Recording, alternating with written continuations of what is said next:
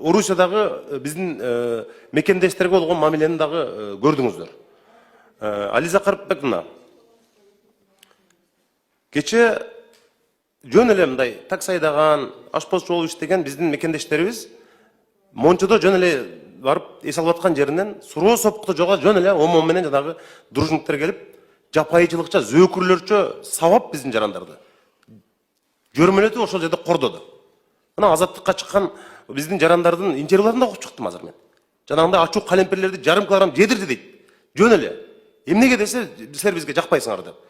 Эмне бул стратегиялык өнөктөш, союздашпыз деп Евразияда отурабыз биздин жарандарды аябай мындай жапайыларча кордоп атпайбы?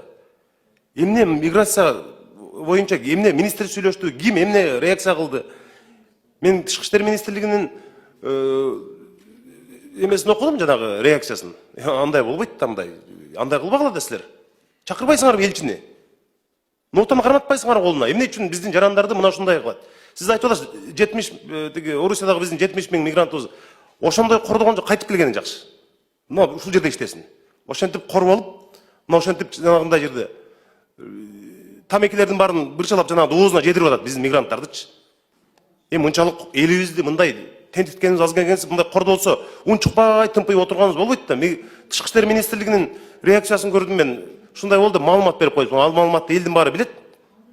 Ошентип коруп алып, ошентип Орусияда жүргөндөн көрө өзүнүн мекенибизге кайтарганыбыз жакшы. Анан Тышкы иштер министрлиги мына элчини мына бүгүндөн калбай Орусиянын элчисин чакыргыла силер. Чакырып нота карматыш керек. Бул эмне деген мамиле биздин жарандарыбызга Орусиядагы? Кордоп атпайбы мисалы?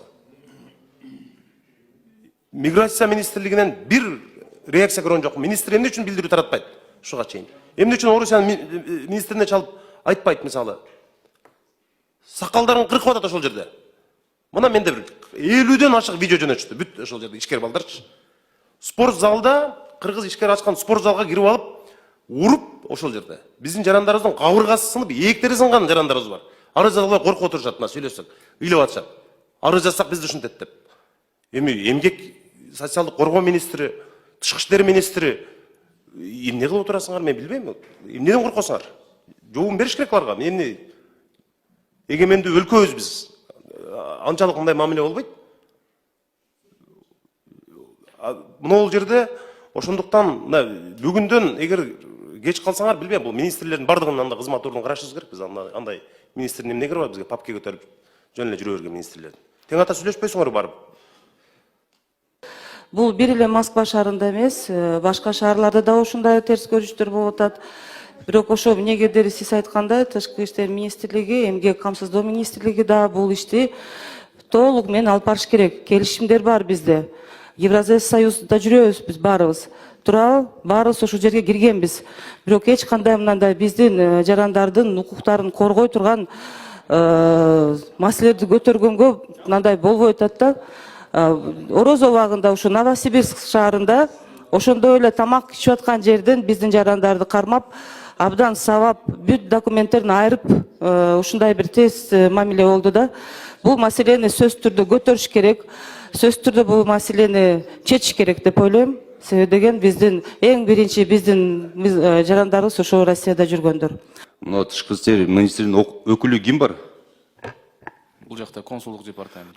Сиз азыр дагы бир нерсени баса белгилеп кетпеди. Биздин кечеги жарандарды банядан алып чыгып, аз келгенсип алып барып туруп, бул факт менен турат, видеолор менде да турат. Ал жерде моментально кредит алса болот экен телефондон. Алып туруп 5000 сомдон, 10.000 сомдон бир болбогон жок факт менен эме төлөттүр, штраф төлөттүр. Ал жерде омондор эмес экен, мына киргендер. Алар көчөдө жүргөн жанагы дружниктер экен да.